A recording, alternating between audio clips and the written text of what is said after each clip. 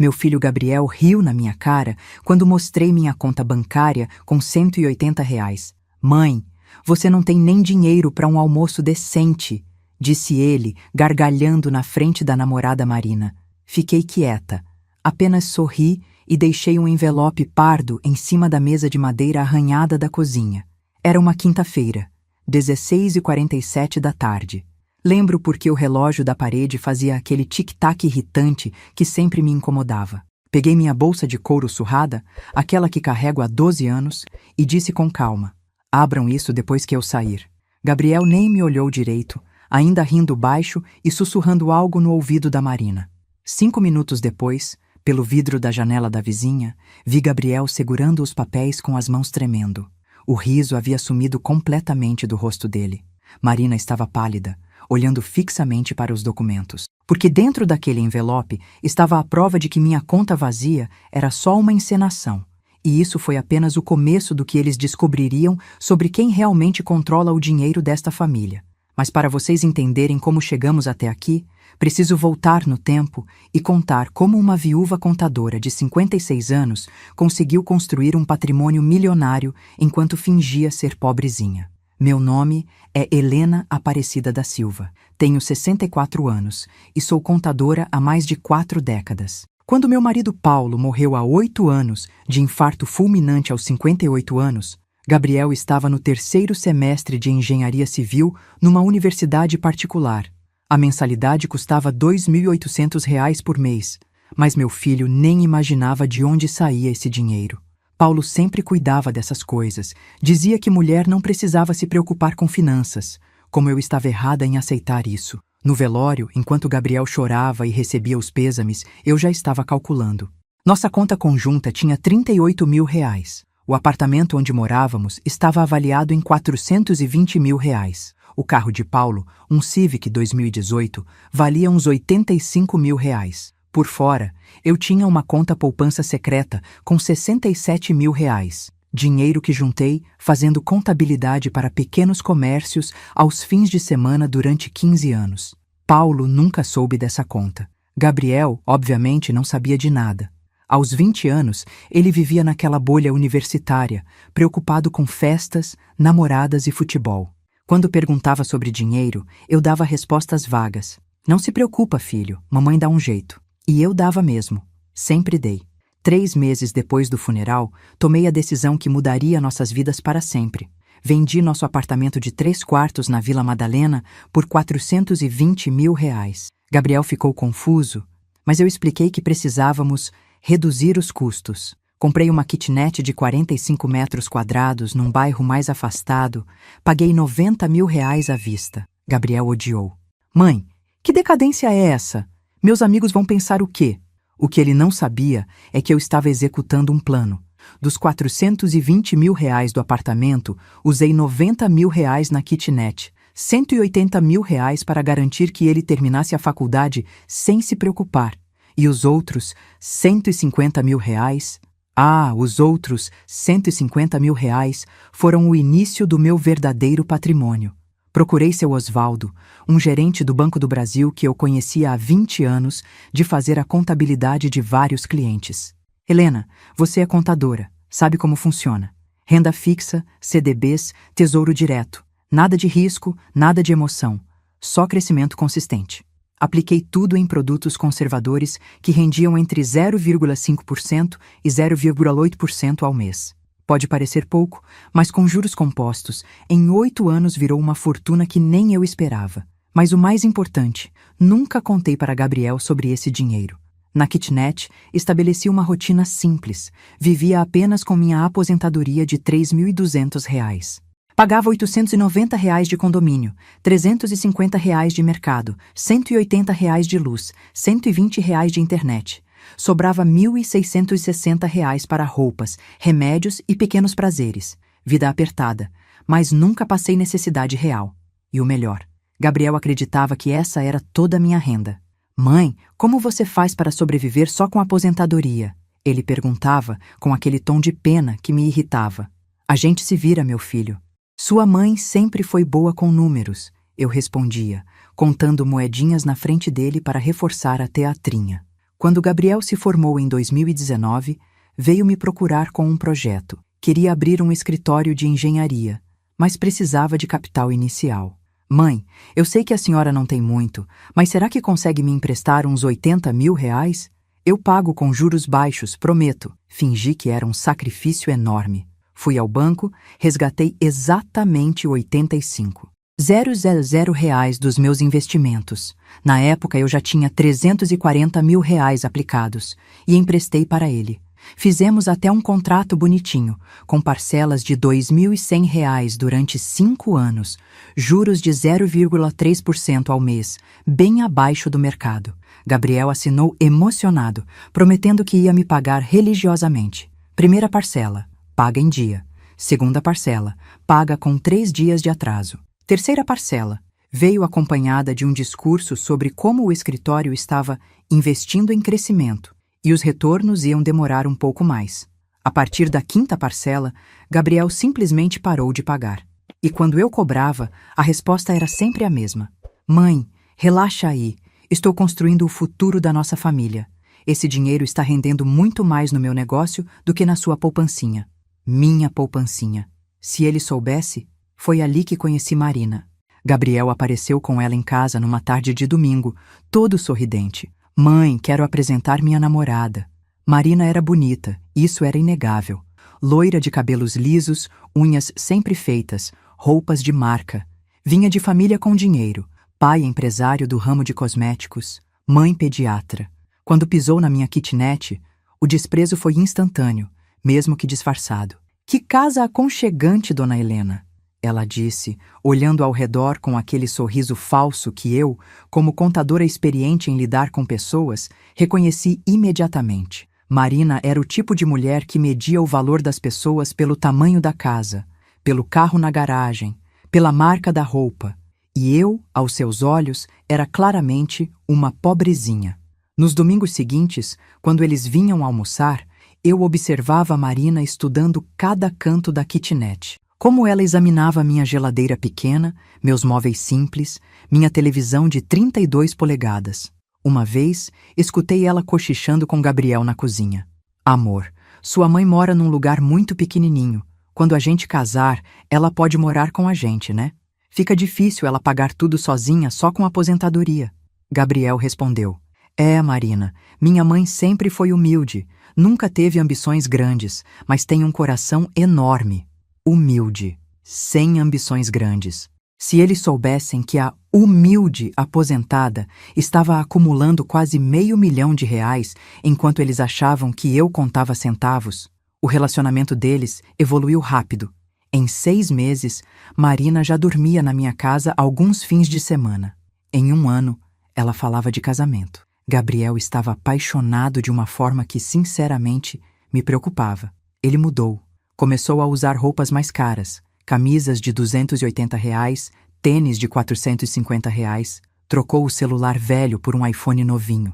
Quando perguntei como estava bancando esse luxo todo, ele disse que os negócios estavam bombando. Mas eu sabia que não era verdade. Como contadora, eu tinha contatos no mercado. Sabia que escritórios pequenos de engenharia demoram muito para decolar, especialmente num período de crise econômica. Gabriel estava se endividando para impressionar Marina, isso era óbvio. E ela estava adorando os mimos. A primeira grande mentira veio no Natal de 2020.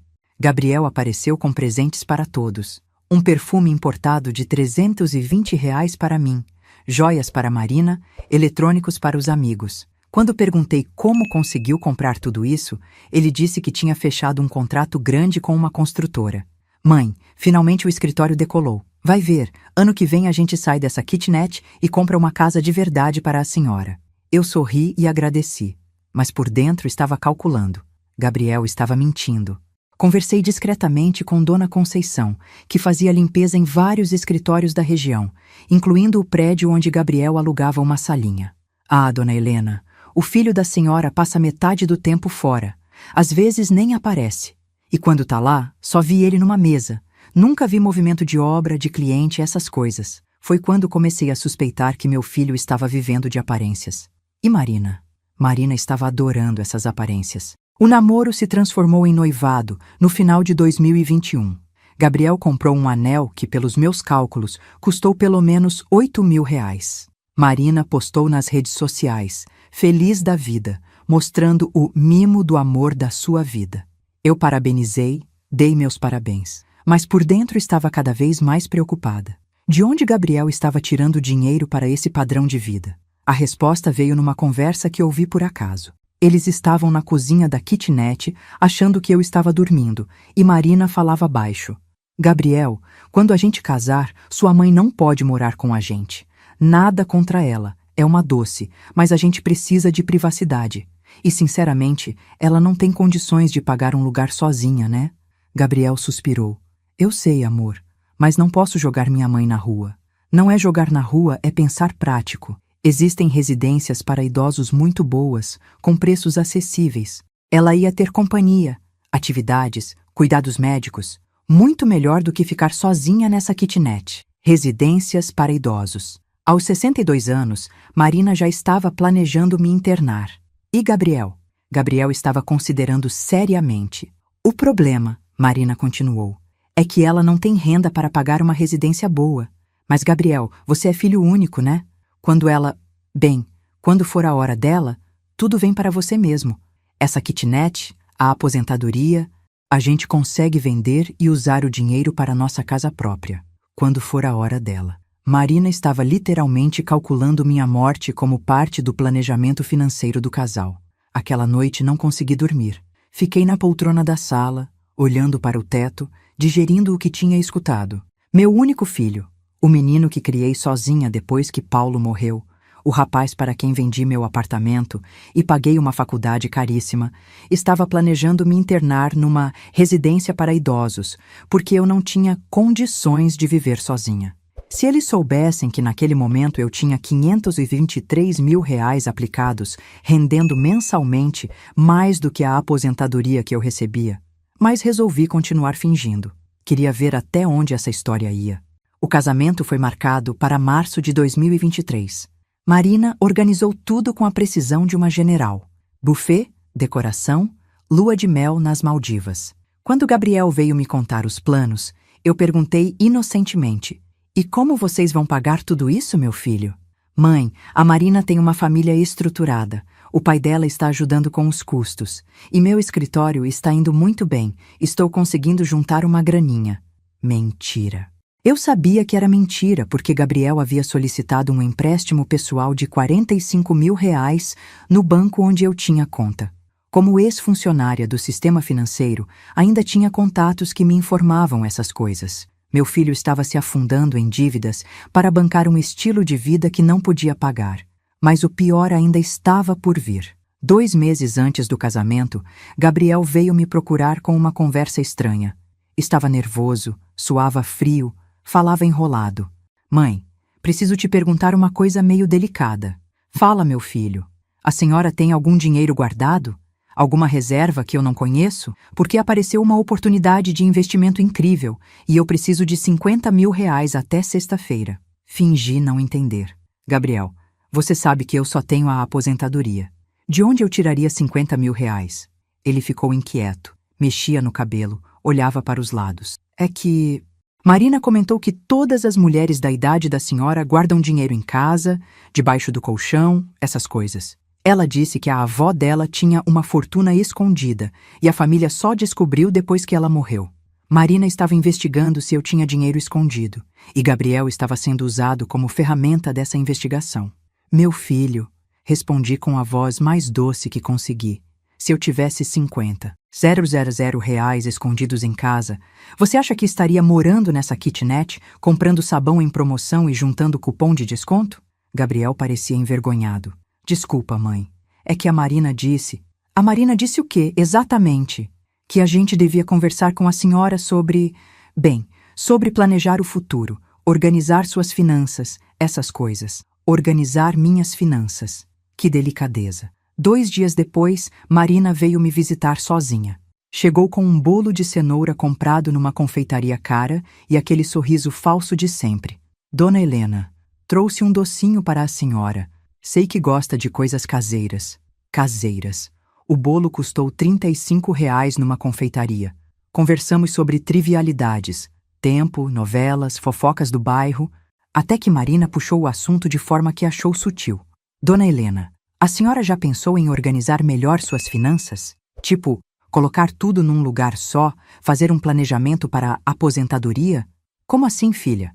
Ah, é que hoje em dia existem produtos bancários muito bons para pessoas da terceira idade. Rendimentos garantidos, segurança total. O pai da minha amiga contratou um e está muito feliz. Marina estava tentando descobrir se eu tinha mais dinheiro do que demonstrava. E estava sugerindo que eu organizasse minhas finanças para, provavelmente, ela e Gabriel terem acesso. Que coisa interessante, respondi, fingindo ingenuidade. E como funciona? A pessoa transfere todo o dinheiro para esse produto e fica recebendo uma renda mensal fixa.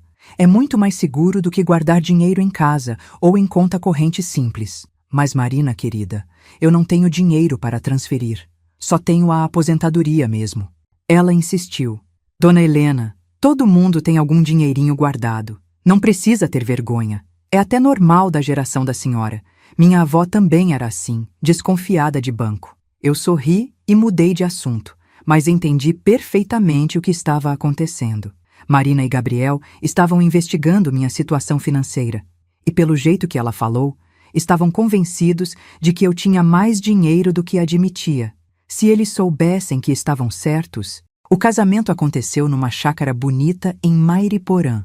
150 convidados, decoração impecável, comida farta. Gabriel estava radiante no altar. Marina deslumbrante com um vestido que custou pelo menos R$ 8.000. Eu estava lá, na segunda fileira, usando um vestido simples azul marinho que comprei por R$ 120 numa liquidação. Várias pessoas me perguntaram se eu era parente distante dos noivos. Durante a festa, escutei conversas reveladoras. A família de Marina comentava sobre a situação humilde da família do Gabriel. Coitada da sogra, né? Mora numa kitnet, vive só de aposentadoria. Pelo menos a Marina vai poder ajudar ela. Ajudar. Como se eu precisasse da caridade da nora.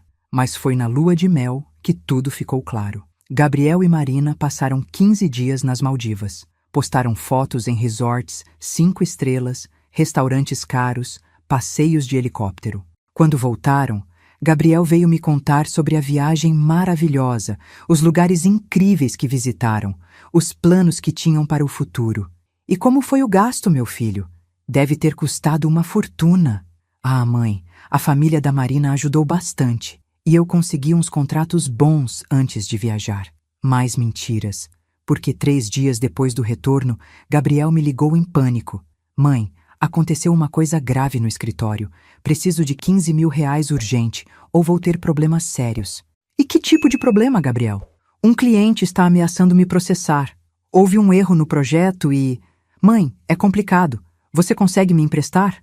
Obviamente, eu não tinha R$ 15.000 disponíveis na minha conta corrente, mas ofereci emprestar R$ 3.000 da minha poupança. Gabriel aceitou desesperado e prometeu devolver em 1 semana. Nunca devolveu. Nos meses seguintes, Gabriel começou a vir me visitar com uma frequência suspeita. Sempre com Marina, sempre com presentes pequenos. Um chocolate, um sorvete, flores. E sempre com perguntas sutis sobre minha rotina, meus hábitos, onde eu guardava documentos importantes. Uma vez, Marina fingiu que estava passando mal e pediu para usar meu banheiro. Ficou lá dentro 15 minutos. Quando saiu, notei que ela tinha olhado dentro do meu guarda-roupa. Algumas roupas estavam fora de lugar. Estava procurando dinheiro escondido. Outra vez, Gabriel ofereceu para organizar meus documentos. Mãe, a senhora tem tantos papéis espalhados. Deixa eu ajudar a colocar tudo em ordem. Recusei educadamente, mas percebi que ele estava desesperado para descobrir se eu tinha contas bancárias ou investimentos que eles não conheciam.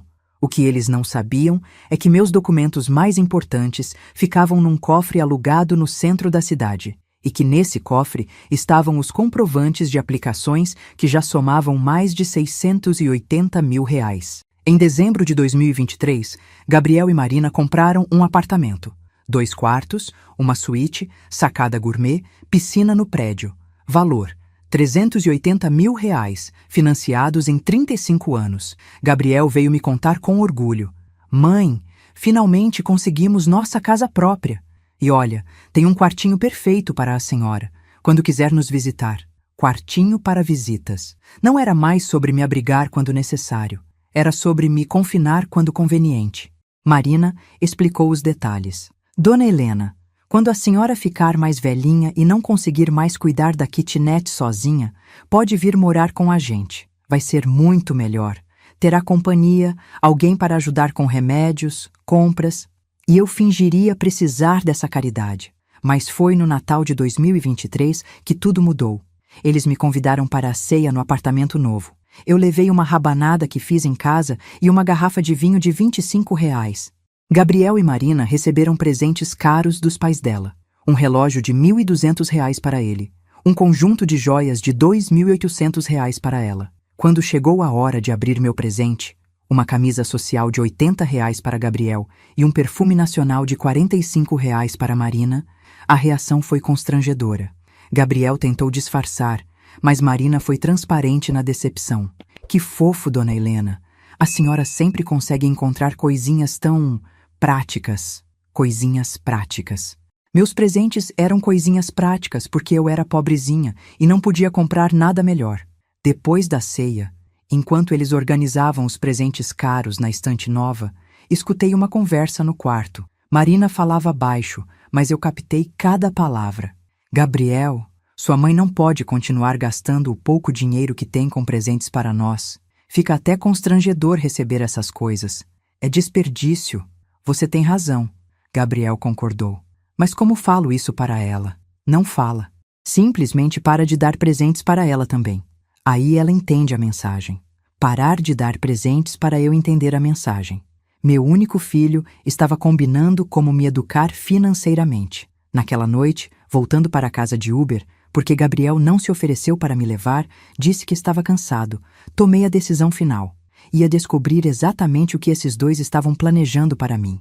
E dependendo do que descobrisse, eles teriam uma surpresa bem grande. Contratei o detetive Marcos Silva, profissional discreto recomendado por um cliente antigo. Dona Helena, a senhora quer investigar o quê, exatamente? Quero saber a verdade sobre a situação financeira do meu filho. E quero saber quais são os planos reais dele e da esposa em relação a mim. Marcos cobrou R$ 2.500 por um mês de investigação. Dinheiro que saiu dos meus investimentos sem Gabriel saber, obviamente. Os resultados chegaram em fevereiro de 2024 e foram devastadores. Gabriel estava com R$ 127 mil de dívidas, empréstimos pessoais, cartões de crédito, financiamento do carro, prestações do apartamento. Seu escritório estava praticamente falido. Nos últimos 6 meses, ele tinha faturado apenas R$ 18 mil, insuficientes para cobrir os custos operacionais. Marina sabia de tudo e estava pressionando Gabriel a resolver a situação da mãe dele. Segundo o relatório do detetive, ela tinha conversado com uma advogada sobre os procedimentos para conseguir a tutela de uma pessoa idosa em situação de vulnerabilidade financeira. Tutela. Marina estava estudando como me declarar incapaz para assumir o controle dos meus bens. O plano deles era simples: convencer um juiz de que eu era uma senhora de 64 anos, sem condições financeiras de me manter sozinha, que morava numa kitnet por não ter alternativa, que vivia apenas de aposentadoria. Com a tutela, eles poderiam vender minha kitnet, usar esse dinheiro para quitar parte das dívidas deles e me internar numa residência para idosos pública. Se eles soubessem que a pobre velhinha que planejavam tutelar tinha naquele momento exatos R$ 743 mil aplicados em fundos e CDBs, foi quando decidi acelerar minha própria estratégia. Se Gabriel e Marina queriam descobrir minha verdadeira situação financeira, eu ia entregar de bandeja, mas não da forma que eles esperavam. O que aconteceu naquele domingo de março foi apenas o começo da maior lição que 2 aproveitadores já receberam sobre subestimar uma contadora experiente. Agora me diga, o que vocês estão achando dessa história? Será que vocês também testariam o caráter de um filho que falta com respeito? Deixem nos comentários o que vocês fariam no lugar. Março de 2024. Com o relatório do detetive nas mãos, eu sabia que Gabriel e Marina estavam planejando me tutelar. Mas eu precisava de mais evidências, precisava entender exatamente como eles pretendiam executar esse plano. E, principalmente, precisava descobrir de onde Gabriel estava tirando dinheiro para manter aquele padrão de vida, porque as contas não fechavam. Liguei para Marcos, o detetive. Preciso que você aprofunde a investigação. Quero saber cada centavo que entra e sai da conta do meu filho. E quero saber tudo sobre os antecedentes da Marina. Vai custar mais R$ 3.500, dona Helena. É uma investigação mais complexa. Pode fazer. Quero o relatório completo em 3 semanas. Enquanto esperava os resultados, comecei minha própria investigação caseira. Gabriel e Marina vinham me visitar todo domingo, sempre com aquelas perguntas sutis sobre minha rotina, meus hábitos, minha saúde. Era hora de dar para eles exatamente o que queriam ver.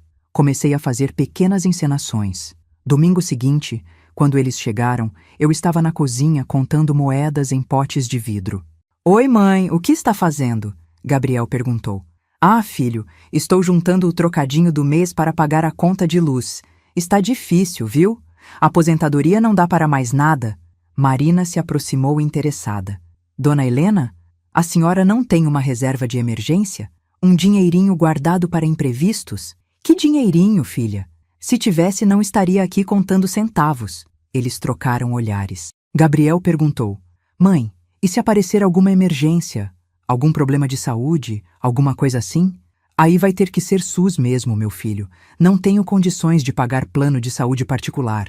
Era mentira, obviamente. Eu tinha um excelente plano de saúde, mas eles não sabiam disso. Marina se ofereceu imediatamente. "Dona Helena, a gente pode incluir a senhora no nosso plano familiar. É só uma questão de organização." Organização. Eles queriam me incluir no plano de saúde para ter acesso aos meus dados médicos, para construir um histórico de fragilidade que justificasse a tutela. "Que gentileza sua, Marina. Vou pensar no assunto." Na semana seguinte, fingi um episódio de confusão mental. Quando eles chegaram, eu estava na sala de pijama, às 3 da tarde, olhando para a televisão desligada. "Filho, que bom que você chegou. Não consegui encontrar o controle da TV o dia todo." O controle estava em cima da mesa de centro, bem visível. Gabriel ficou preocupado. "Mãe, está se sentindo bem? Dormiu mal?" "Não sei, filho. Às vezes sinto que estou ficando esquecida. Ontem fui no mercado e na hora de pagar não lembrava onde tinha colocado a carteira." Marina se animou. "Dona Helena, isso é normal da idade. Minha avó também ficou assim. O importante é ter acompanhamento médico. Mas médico é caro, filha. Por isso que a gente estava falando do plano de saúde. A senhora precisa fazer uns exames, ver como está a memória, essas coisas." "Perfeito." Marina estava mordendo a isca. 2 semanas depois, o relatório do Marcos chegou. E o que descobri me deixou enojada. Gabriel estava desviando dinheiro dos clientes. O escritório dele tinha fechado 4 contratos pequenos nos últimos meses, reformas residenciais, projetos de ampliação. Em todos os casos, Gabriel cobrava 30% a mais do valor real da obra e embolsava a diferença. Eram valores pequenos. 3.000 aqui, 5.000 ali, mas suficientes para manter as aparências. Além disso, ele estava usando documentos falsos para conseguir empréstimos. Apresentava contratos fictícios, declarava renda inflacionada, forjava assinaturas. Nos últimos 6 meses, tinha conseguido R$ 73 mil em empréstimos fraudulentos. Meu filho tinha virado criminoso. Mas Marina? Marina era muito pior. Segundo o relatório, ela aplicava golpes em idosos há pelo menos 2 anos. O esquema era simples. Se aproximava de senhoras viúvas em clubes da terceira idade, oferecia investimentos miraculosos que renderiam o dobro em 6 meses. Conseguia a confiança delas, pedia para investir inicialmente 20 mil ou 30 mil reais e depois sumia. O relatório identificou 3 vítimas confirmadas. Dona Neuza Pereira, 71 anos, perdeu 28 mil reais. Dona Carmen Santos, 68 anos, perdeu 35 mil reais. Dona Elisete Silva, 73 anos, perdeu 47 mil reais. Total roubado, 110 mil reais. Marina era uma golpista profissional especializada em roubar aposentadas. E agora tinha me escolhido como próxima vítima.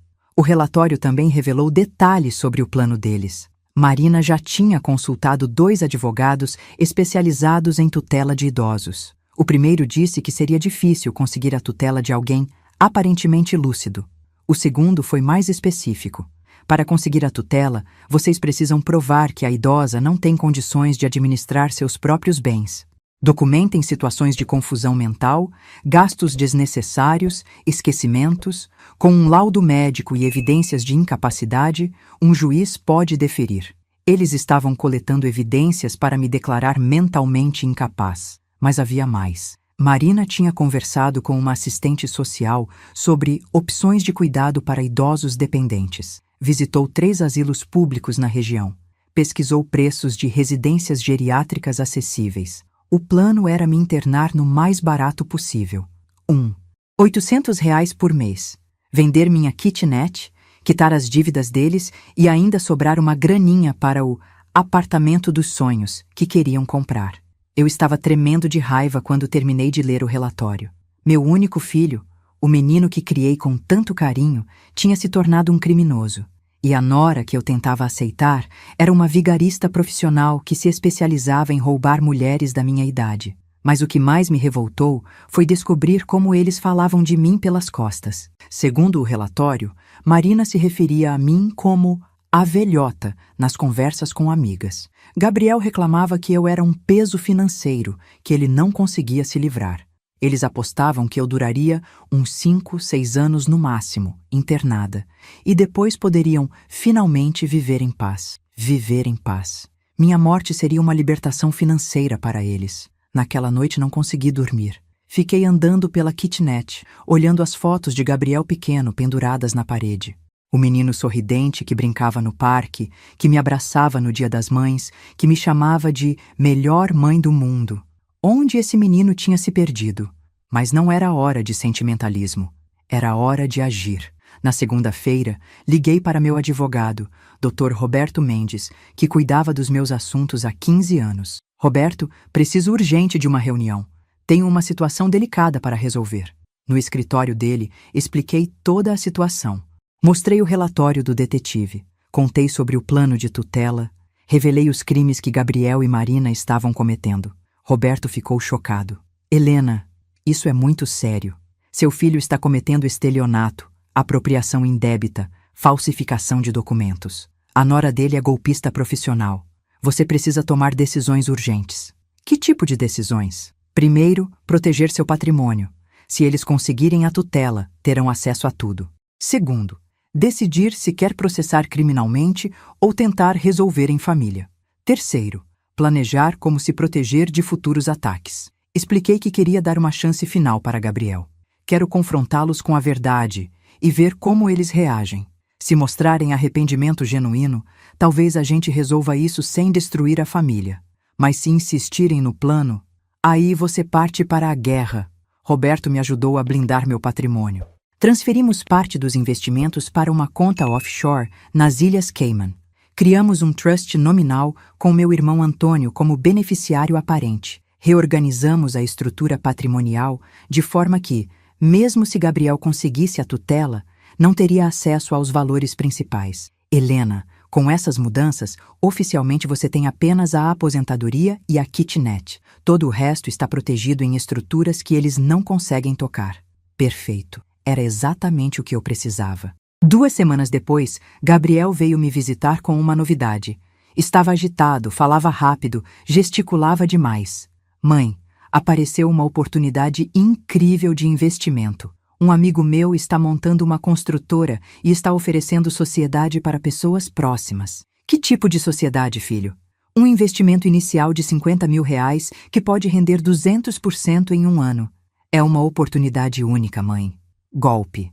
Gabriel estava tentando aplicar em mim o mesmo tipo de golpe que Marina aplicava nas outras idosas. Gabriel, eu não tenho R$50 mil. Você sabe disso. Mãe, mas a senhora pode ter mais dinheiro do que imagina. Às vezes a gente acumula sem perceber, guarda aqui e ali. Filho, minha vida financeira está aberta para você. Aposentadoria, conta corrente, essa kitnet, é tudo que tenho. Gabriel insistiu. Mas mãe, a senhora nunca fez um balanço patrimonial completo. Pode ter esquecido alguma conta antiga, algum investimento que o papai fez? Papai. Gabriel estava usando a memória do próprio pai para tentar me convencer a entregar dinheiro para um golpe. Marina se juntou à conversa. Dona Helena, minha prima é consultora financeira. Ela pode vir aqui, ajudar a senhora a organizar tudo, ver se tem algo escondido que a senhora esqueceu. Que gentileza sua, Marina. Mas não precisa incomodar sua prima. Não é incômodo. É importante a senhora saber exatamente o que tem, para sua própria segurança. Segurança. Eles queriam vasculhar minha vida financeira em nome da minha própria segurança. Naquela tarde, depois que eles saíram, liguei para Roberto. Chegou a hora. Eles tentaram me aplicar um golpe hoje. Quero que você prepare todos os documentos para o confronto final. Tem certeza, Helena? Depois que mostrar as cartas, não tem volta. Tenho absoluta certeza. Meu filho deixou de existir no dia que decidiu me roubar. Roberto preparou um dossiê completo. Cópias dos relatórios do detetive, evidências dos crimes de Gabriel e Marina, registros das conversas sobre tutela, fotos das visitas aos asilos, tudo organizado e documentado. Mas eu queria algo mais impactante. Queria que eles sentissem exatamente o que eu senti quando descobri quem eles realmente eram. Contratei uma empresa de contabilidade forense para fazer uma auditoria completa dos crimes de Gabriel. Queria valores exatos, datas precisas, nomes das vítimas. Paguei R$ 8.000 por um relatório que comprovava cada centavo desviado, cada documento falsificado, cada mentira contada. Para Marina, contratei um investigador particular especializado em crimes financeiros. Ele rastreou todas as vítimas dos golpes dela, conseguiu depoimentos, reuniu provas. Mais 12.000 reais para um relatório que mostrava exatamente como ela destruía a vida de idosas indefesas. No final de abril, eu tinha em mãos um arsenal de evidências que poderia destruir a vida dos dois. Mas antes do confronto final, queria dar uma última chance para que eles revelassem suas verdadeiras intenções. Liguei para Gabriel. Filho, preciso conversar com você e a Marina sobre uma coisa importante. Podem vir jantar no domingo? Claro, mãe. Aconteceu algo? Vamos conversar pessoalmente. Passei a semana preparando o jantar mais importante da minha vida. Fiz macarronada, prato favorito do Gabriel desde criança. Comprei um vinho bom, arrumei a mesa com a louça que ganhei de casamento. Se fosse nossa última ceia em família, pelo menos seria digna. Domingo chegou. Gabriel e Marina apareceram pontualmente às 6 da tarde. Ele trouxe flores do mercado. Ela trouxe um pudim comprado. Conversamos amenidades durante o jantar. Trabalho, tempo, planos para o feriado. Depois da sobremesa, servi café e puxei o assunto. Filhos, preciso falar sobre o futuro. Estou ficando mais velha. Às vezes me sinto confusa, esquecida. Vocês acham que consigo continuar morando sozinha? Gabriel e Marina se entreolharam. Era exatamente a abertura que esperavam. Mãe, Gabriel começou, a gente já conversou sobre isso.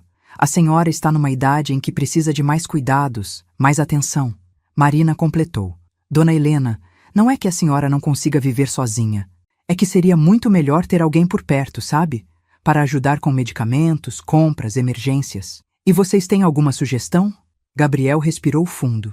Mãe, a gente pesquisou algumas opções. Existem residências especializadas muito boas, com cuidadores, atividades, acompanhamento médico.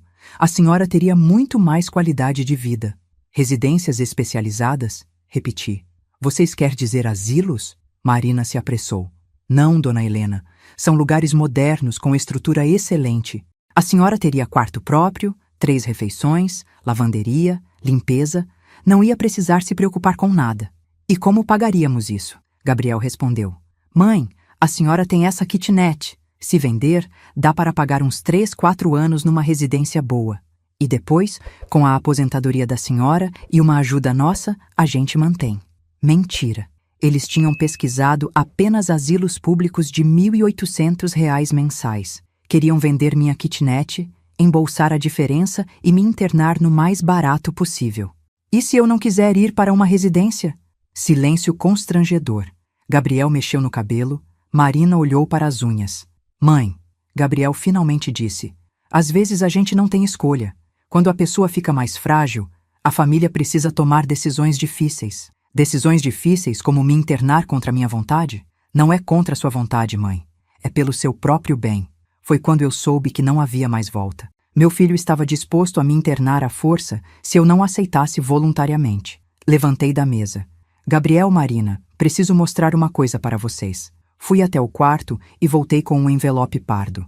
Antes de tomarmos qualquer decisão sobre meu futuro, quero que vocês leiam isso. Coloquei o envelope na mesa e me sentei. O que é, mãe? Gabriel perguntou. Abram e descubram. Gabriel abriu o envelope com as mãos tremendo.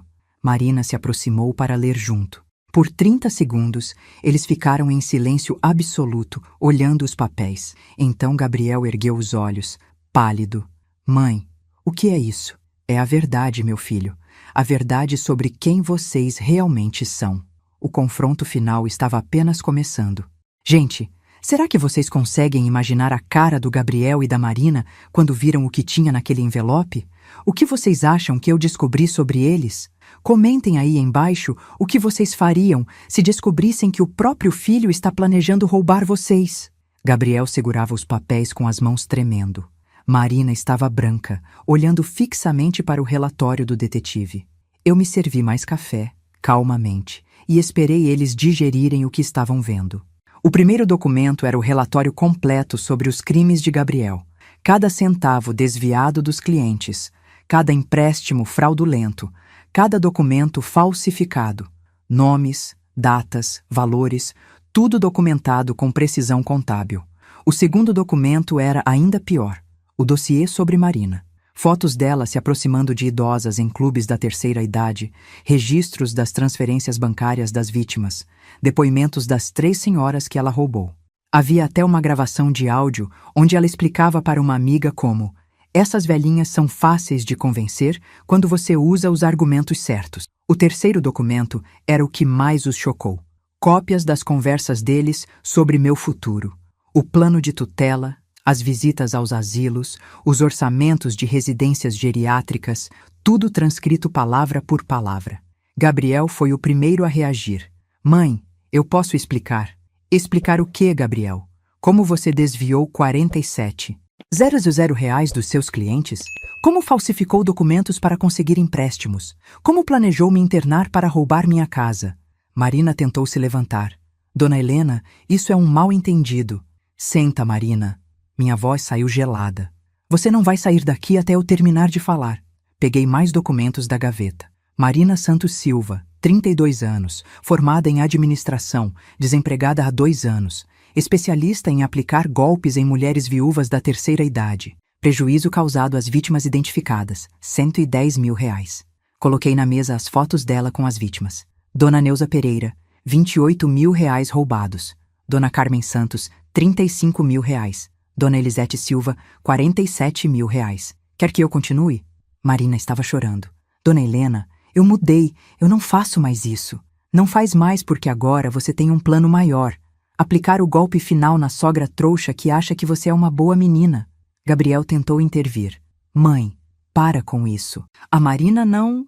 A Marina não o quê, Gabriel? Não é uma criminosa? Não escolheu você porque descobriu que sua mãe era viúva e aparentava ter dinheiro? Não foi ela quem sugeriu que vocês investigassem minha situação financeira? Mostrei mais documentos. Aqui está o relatório da investigação que vocês contrataram sobre mim. Sim, eu sei que vocês me investigaram.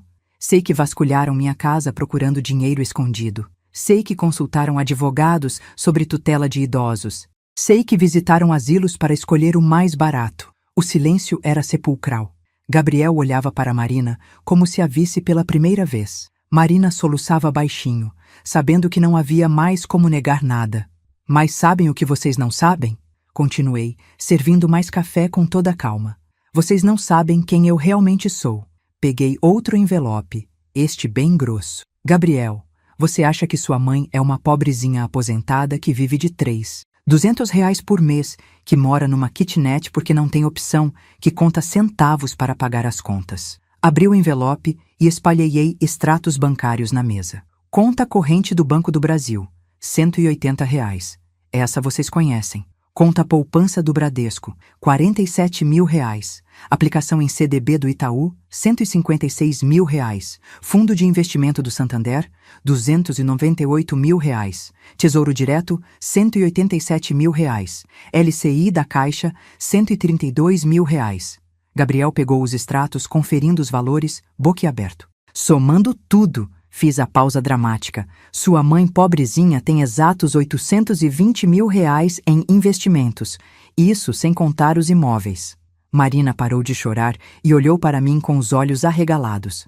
Que imóveis? Sorri. Ah, Marina, você não investigou direito. Além desta kitnet, eu tenho mais 2 propriedades. Um apartamento de 2 quartos na Vila Madalena, que eu alugo por R$ 2.800 mensais. E uma casa na praia, em Caraguatatuba, alugada por temporada, que rende uns R$ 15 mil por ano. Peguei mais papéis. Patrimônio total atual, R$ 1.247 mil. Renda mensal entre aposentadoria, aluguéis e rendimentos dos investimentos, R$ 11.400. Gabriel estava em choque. Mas, mãe, por que você nunca contou? Por que fingia que estava sem dinheiro? Porque eu queria testar o caráter de vocês. Queria ver se meu filho me amava pela pessoa que eu sou, ou se só se interessava pelo que eu poderia deixar para ele. Levantei e comecei a andar pela sala. Durante 8 anos, fingi ser pobre para ver como vocês me tratariam. E vocês me trataram como lixo. Me humilharam, me desprezaram, planejaram me roubar e me internar contra a minha vontade. Gabriel tentou se aproximar. Mãe, eu posso explicar tudo. Não pode, Gabriel. Não tem explicação para roubar clientes, falsificar documentos, planejar me torturar. Não tem explicação para escolher uma golpista como esposa e me usar como próxima vítima dela. Marina se levantou tentando sair. Eu preciso ir embora. Você não vai lugar nenhum. Minha voz estava firme. Ainda não terminei. Peguei o último envelope. Vocês querem saber o que mais descobri? Gabriel, você deve R$ 127 mil para bancos e agiotas. Marina, você tem mandado de prisão em aberto em São Paulo pelo golpe em uma idosa de 79 anos. Vocês estão desesperados por dinheiro e acharam que eu seria a solução perfeita. Gabriel desabou numa cadeira. Mãe, eu me perdi no caminho. Mas ainda posso consertar tudo. Consertar como, Gabriel? Devolvendo o dinheiro que roubou dos clientes? Confessando para a polícia que falsificou documentos? Pedindo perdão para as vítimas da sua esposa golpista? Marina explodiu. Chega! Eu não vou ficar aqui ouvindo isso. Vai sim! Travei a porta da cozinha com uma cadeira. Porque vocês ainda não sabem a melhor parte da história. Sentei de novo e sorri. Vocês acham que descobriram meu segredo agora. Mas, na verdade, eu descobri o de vocês há 2 meses, e desde então tenho tomado algumas providências. Peguei meu celular. Gabriel, você lembra daquele contrato de R$ 35 mil que fechou com o seu Geraldo para a reforma da casa dele? Aquele onde você cobrou 13 mil a mais e embolsou a diferença? Gabriel empalideceu. Como você sabe disso? Porque o seu Geraldo é meu cliente há 20 anos. Foi ele quem me procurou quando desconfiou que você estava roubando. E foi ele quem fez o flagrante, quando você tentou sacar o dinheiro desviado. Mostrei fotos no celular. Aqui está você no banco, sacando dinheiro da conta que não deveria existir. Aqui está você mentindo para o seu Geraldo sobre os custos reais da obra. E aqui está você falsificando a assinatura dele nos documentos. Gabriel estava desesperado. Mãe, pelo amor de Deus. Ah, Gabriel, mas tem mais. Marina, lembra da dona Elisete, aquela senhora que você roubou R$ 47 mil prometendo um investimento milagroso? Marina estava petrificada. Pois é, a dona Elisete é minha comadre. Foi madrinha do seu casamento. E quando ela me contou sobre a jovem loira que a convenceu a investir numa empresa fantasma, eu juntei 2 e 2. Peguei mais fotos. Marina conversando com dona Elisete no clube. Marina recebendo o dinheiro da transferência. Marina sumindo depois que o investimento deu errado. Tudo documentado, tudo fotografado. O casal estava destruído. Gabriel chorava. Marina tremia. Eles perceberam que não eram os caçadores nessa história. Eles eram as presas. Agora, disse, servindo mais café para mim mesma, vamos conversar sobre consequências. Gabriel implorou. Mãe, eu posso devolver tudo. Posso consertar os erros, procurar ajuda. Gabriel, você é formado em engenharia, tem 28 anos, não é uma criança que fez uma besteira sem saber as consequências. Você é um adulto que escolheu deliberadamente se tornar criminoso. Marina tentou uma última cartada. Dona Helena, eu sei que cometi erros, mas eu amo o Gabriel de verdade. A gente pode recomeçar, construir algo honesto. Ri alto. Marina, você escolheu meu filho porque pesquisou o perfil dele. Filho único, mãe viúva, aparência de família com dinheiro. Você não ama o Gabriel. Você ama o que achou que poderia ganhar com ele. Levantei e fui até a janela. Mas sabem o que mais me magoa? Não é nem o dinheiro que vocês tentaram roubar, é o desprezo. É o jeito como vocês me trataram quando achavam que eu era pobre. Virei para encará-los. Vocês riram de meus presentes, desprezaram minha casa, me trataram como um estorvo, planejaram me internar num asilo público e esquecer que eu existo. Isso, meus filhos, não tem perdão. Gabriel se levantou, desesperado. Mãe, o que a senhora vai fazer? Eu já fiz, Gabriel. Peguei uma pasta com documentos oficiais. Primeira providência. Na segunda-feira passada, procurei a Polícia Federal e entreguei todas as provas dos seus crimes financeiros. Falsificação de documentos é crime federal. Gabriel empalideceu ainda mais. Segunda providência. Entreguei para o CREA, Conselho Regional de Engenharia, todas as evidências de que você está exercendo a profissão de forma antiética. Sua licença profissional será cassada. Marina tentou correr para a porta, mas eu continuei. Terceira providência. Procurei as vítimas dos golpes da Marina e ofereci minha ajuda para processar ela criminalmente. Dona Elisete, Dona Neuza e Dona Carmen já prestaram depoimento na delegacia. Quarta providência. Continuei implacável. Entrei com representação no Ministério Público, denunciando vocês por tentativa de estelionato contra idoso, crime previsto no Estatuto do Idoso com pena aumentada. O silêncio era absoluto. Eles perceberam que eu não estava apenas revelando que descobri os planos deles. Eu estava anunciando que já tinha destruído o futuro dos dois. E a quinta providência, finalizei, foi a mais importante de todas. Peguei o último documento. Alterei meu testamento. Gabriel, você era meu único herdeiro. Ia receber tudo quando eu morresse. Agora você foi deserdado. Meu patrimônio será doado integralmente para asilos que cuidam de idosos abandonados pelos próprios filhos. Gabriel desabou. Mãe, não faz isso comigo. Eu não fiz nada com você, Gabriel. Você fez tudo com você mesmo. Marina explodiu em lágrimas. Dona Helena, a senhora não entende. A gente está desesperado, cheio de dívidas. Marina, você tem 32 anos, é formada, é inteligente, é articulada, poderia trabalhar honestamente e construir uma vida digna, mas prefere viver roubando velhinhas indefesas. Isso é escolha, não desespero. Destravei a porta. Agora vocês podem ir. Mas antes, quero deixar algumas coisas bem claras. Eles se levantaram, mas não saíram. Gabriel, você tem 48 horas para devolver o dinheiro roubado dos clientes. Se não devolver, além dos processos criminais, vou procurar cada pessoa que você lesou e oferecer assistência jurídica gratuita para processar você civilmente. Gabriel acenou que entendeu. Marina, você tem 24 horas para sair da vida do meu filho. Se eu descobrir que vocês ainda se falam, todas as vítimas dos seus golpes receberão cópias completas dos seus dados pessoais, incluindo o endereço atual e local de trabalho. Marina estava destruída. E por último, minha voz ficou ainda mais fria. Se qualquer um de vocês tentar se aproximar de mim, me procurar, me ligar, me mandar mensagem ou pisar num raio de 500 metros da minha casa, eu torno públicas todas as evidências que tenho. Vou entregar para jornais, redes sociais, vizinhos, familiares. Vocês vão virar exemplo do que acontece quando filhos tentam roubar as próprias mães. Abri a porta. Agora saiam da minha casa e da minha vida. Para sempre. Gabriel tentou uma última vez. Mãe, por favor. Gabriel, você deixou de ser meu filho no dia que decidiu que eu era um problema a ser resolvido ao invés de uma mãe a ser amada. Agora você é apenas um estranho que eu tive o azar de conhecer. Eles saíram em silêncio. Gabriel olhou para trás na porta, mas eu já havia virado as costas. Quando ouvi o barulho do carro saindo, tranquei a porta, me servi um cálice do vinho bom que guardava para ocasiões especiais e me sentei na varanda. 40 minutos depois, meu celular tocou. Era Gabriel.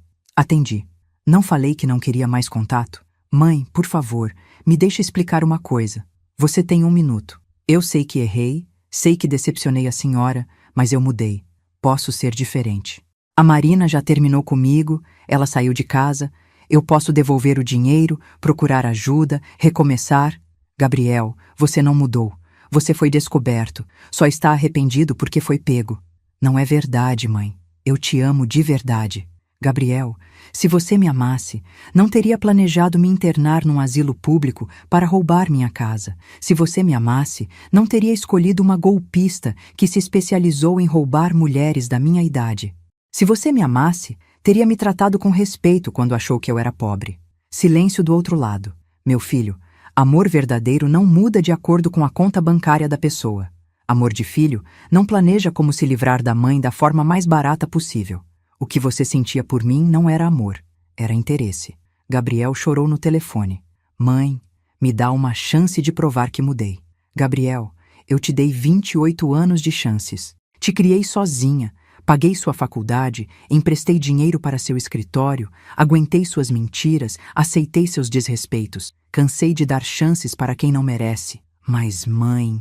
Gabriel, se você realmente mudou, vá provar para o mundo, não para mim. Devolva o dinheiro que roubou, procure as vítimas da Marina e peça perdão. Construa uma vida honesta, mas faça isso longe de mim. Desliguei o telefone e o bloqueei. 6 meses depois, minha vida tinha encontrado um novo equilíbrio. Gabriel tentou algumas vezes me procurar. Mandou flores no meu aniversário, cartas pedindo perdão, até apareceu uma vez na porta de casa. Eu cumpri minha promessa. Entreguei cópias dos crimes dele para 3 jornais locais. A manchete do Correio do Interior foi: engenheiro golpeia clientes para bancar vida de luxo. Gabriel virou exemplo público de filho ingrato e criminoso. Marina foi condenada a 4 anos de prisão por estelionato qualificado. Como era ré primária, conseguiu regime aberto, mas teve que ressarcir todas as vítimas. Trabalha como recepcionista numa clínica veterinária, ganhando 2 salários mínimos. Usa tornozeleira eletrônica que apita se ela sair do perímetro permitido. Gabriel perdeu a licença profissional e foi obrigado a devolver os R$ 47 mil aos clientes lesados. Teve que vender o apartamento e o carro para quitar as dívidas. Trabalha como vendedor numa loja de materiais de construção. Ganha R$ 200 por mês. Exatamente o valor da minha aposentadoria. Eu finalmente parei de fingir. Troquei a kitnet por um apartamento de 3 quartos num bairro nobre. Comprei um carro novo. Contratei uma empregada para me ajudar com a limpeza. Faço viagens que sempre quis fazer. Já conheci a Europa, o Nordeste, o Sul do país. Uso meus R$ 1.247 mil para viver com dignidade e alegria. Ajudo instituições de caridade, apoio projetos sociais, cuido de idosos que foram abandonados pelos filhos. Ironia, não é mesmo? Tenho paz.